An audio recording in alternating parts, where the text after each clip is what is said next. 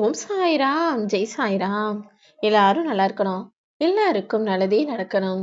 அன்பு குழந்தையே, இன்னும் நீ வாழ வேண்டிய வாழ்க்கையும் பெற வேண்டிய வெற்றியும் நிறைய இருக்கும்போது அதுக்குள்ளாகவே உன் பிரச்சனைகளை நினைச்சு ஏன் இப்படி மன குமஞ்சு போற?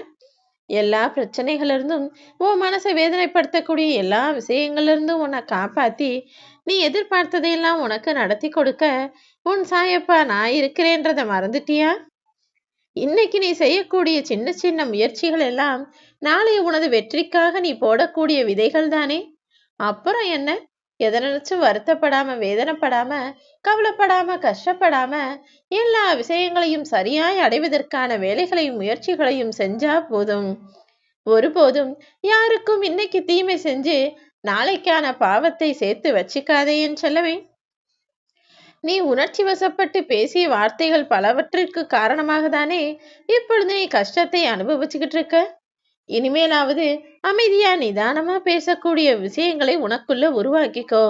உன் மனசுல உண்மையும் உறுதியும் இருக்கும் வரையிலும் நீ ஒருபோதும் கஷ்டப்படவோ நஷ்டப்படவோ மாட்டாய் என் செல்லமே.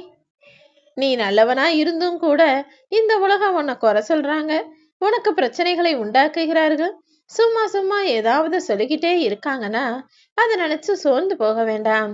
யார் என்ன சொன்னாலும் கண்டுகொள்ளாமல் கடந்து போ. திரும்பி பார்த்தீனா உன்னை குறை சொன்னவங்க அதே இடத்துலதான் இருப்பாங்க. சில சமயம் நீ விலகுவதால் மற்றவர்களுக்கு நன்மை ஏற்படும்னு உனக்கு தெரிய வந்தா யோசிக்காமல் அவர்களை விட்டு விலகிவிடு என் செல்லமே. ஏன்னா ஒரு மனிதன் மூலமாக இன்னொரு வாழ்க்கையில நல்லது நடக்கிறதும் நன்மை நடக்கிறதெல்லாம் இப்போது அபூர்வமான விஷயங்கள் ஆயிடுச்சு. அப்படி உன்னுடைய ஒரு செயலின் காரணமாக இன்னொருவர் சந்தோஷம் அடைகிறார், நிம்மதி அடைகிறார், அவருக்கு நல்லது நடக்குதுன்னா அதை செய்ய நீ யோசிக்கவோ தயங்கவோ வேண்டாம் என் செல்லமே. எப்போ ஒரு விஷயம் நீ எதிர்பார்த்தது போல உனக்கு நடக்காம இன்னொருத்தருக்கு நடக்குதுன்னா அது உன்னிடமிருந்து மற்றவர்களுக்கு கொடுக்கப்பட்டதுன்னு தெரிஞ்சதுன்னா நிச்சயமாக நீயே புரிஞ்சுக்கலாம் அது உன்னுடையது இல்லைன்னு.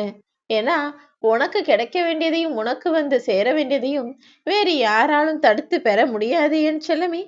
அப்படி உன் சாயப்பா நானும் விட்டுட மாட்டேன்.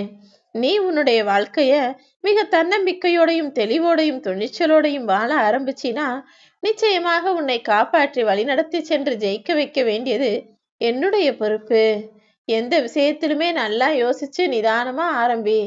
தவறான தொடக்கம் என்பது மோசமான முடிவை கொடுத்து விடும் என்பதை ஒருபோது மறந்துவிடாதே என் செல்லமே. உன் மனசுல இருக்கக்கூடிய எண்ணங்கள் எல்லாம் உனக்கு தேவையற்ற சுமைன்னு நீ நினைச்சுக்கிட்டு இருக்க. ஆனா எல்லா எண்ணங்களும் சுமை கிடையாது என் செல்லமே.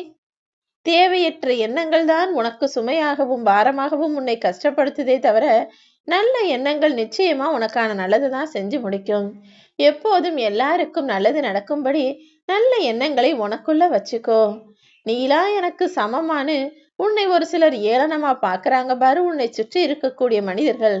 அவங்கள்ட்ட போய் சொல்லு, நான் உனக்கு சமம் கிடையாது, உன்னை விட நான் ஒருபடி மேல, உன்னை விட உன் வாழ்க்கையை நான் சிறப்பா வாழ போற ஆள்னு அவர்களுக்கு உணர்த்தும்படி உன் வாழ்க்கையை வாழ்ந்து காட்டிவிடு என் செல்லமே. இந்த உலகத்துல இருக்கிற எல்லாரையும் நீ நல்லவன் நம்பலாம். ஆனா அனைத்தையும் அறிந்த உன் சாயப்பா நான் சொல்றேன், இங்க இருக்கக்கூடிய மனிதர்கள் எல்லாருக்குமே இரண்டு விதமான முகங்கள் இருக்கு. நீ உன்னை செதுக்கிக் கொள்வதற்காக மற்றவர்களை உனக்கு உபயோகமாக பயன்படுத்தி கொள்ள நினைக்க வேணாம். ஏற்கனவே பல பேர் உனக்கு கொடுத்த கஷ்டங்களும் அவமானங்களும் துரோகங்களுமே நீ பட்ட கஷ்டத்திற்கெல்லாம் முற்றுப்புள்ளியாக இருக்கும்.